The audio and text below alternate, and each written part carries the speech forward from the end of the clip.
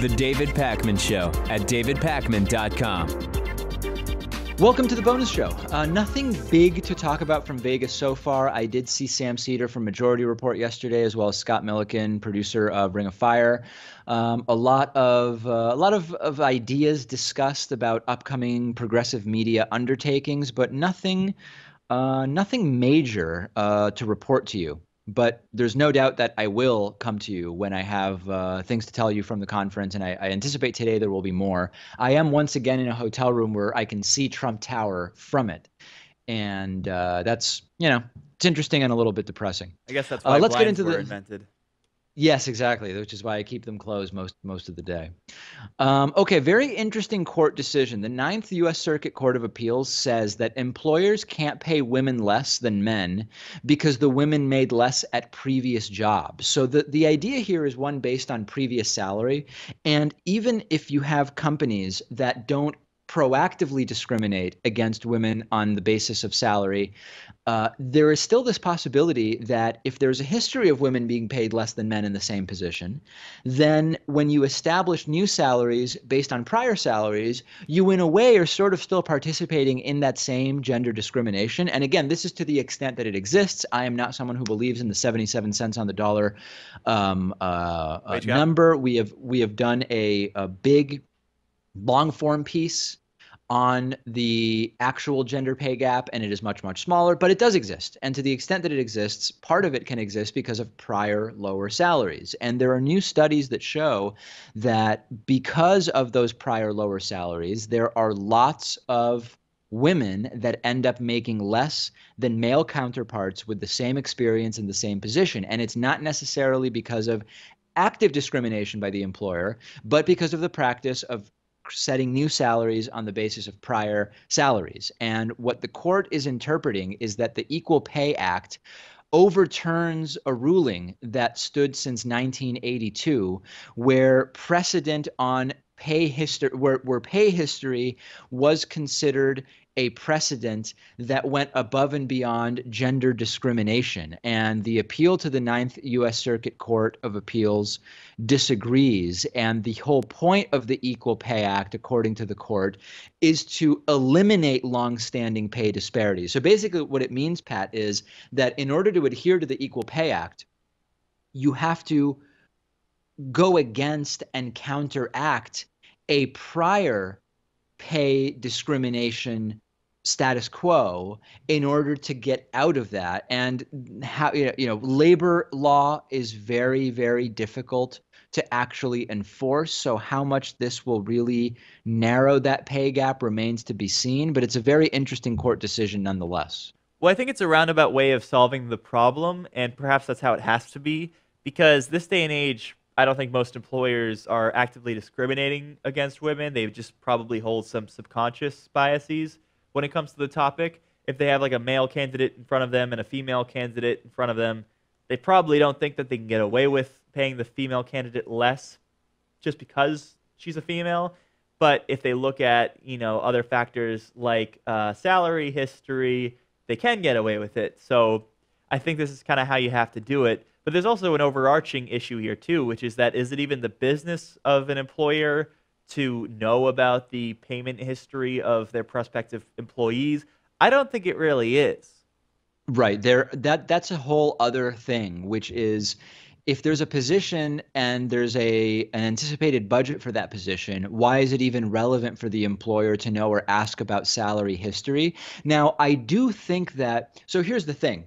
As an employer, if I'm talking to a prospective employee and I don't want to waste their time or mine, and I suspect that the salary might not be what they would require to change jobs, it would be very useful to know, like, listen, if you're already making twice what this job pays, it would be good to know that right off the bat in order to avoid wasting your time and my time. The counter to that would be, well, if the salary for the position is publicly listed, then the onus is on the applicant to decide in advance whether or not to apply on the basis of what that new job will pay. The thing is, there's lots of reasons why one might not list the salary for a new position if there's a range, there's different reasons. So I'm kind of mixed about it as an employer, but I agree with the fact that it is significantly hindering the sort of resolution of pay disparities on a gender basis. So I think you're right that there's Yeah. probably more. That's a broader employment question, as is the block the box something about or ban the box, Right. asking like check here if you've been previously convicted type of thing, which some states have done. I just feel as though when someone decides to change jobs, they could also be changing careers. And so Sure. maybe someone goes from being like a lawyer to a law professor. They anticipate that they're going to be making less, but it could be worth it for them for other reasons, more so than just like the financial contributions or the financial compensation that they get.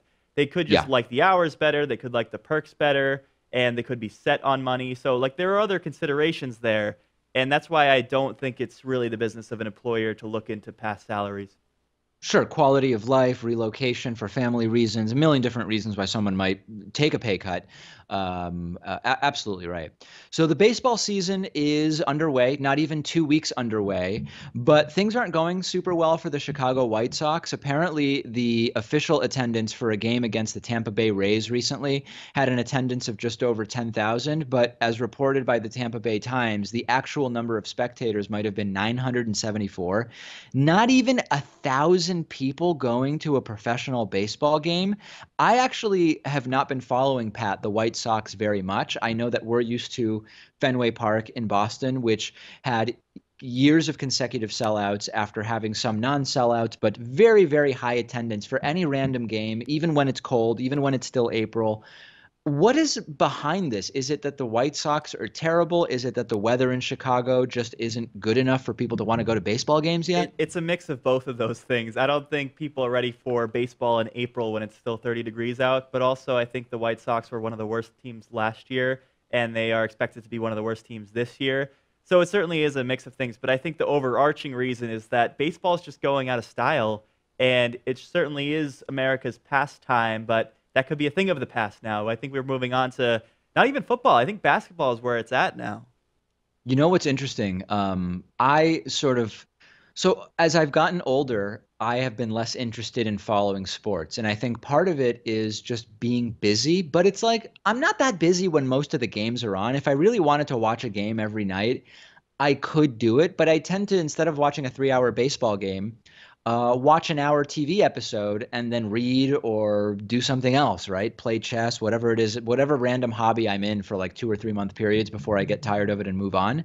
I assumed it was just me because of my age, but in ratings, like in football, for example, it does seem to be a broader phenomenon that interest is sort of going down. And I don't know if it's the internet age more generally or that Netflix and a million new shows are available. I don't really know what it is, but it does seem to be something going on more broadly in the country. Yeah, I think the internet age plays a role because people now with Netflix are used to being able to just watch whatever they want, whenever they want.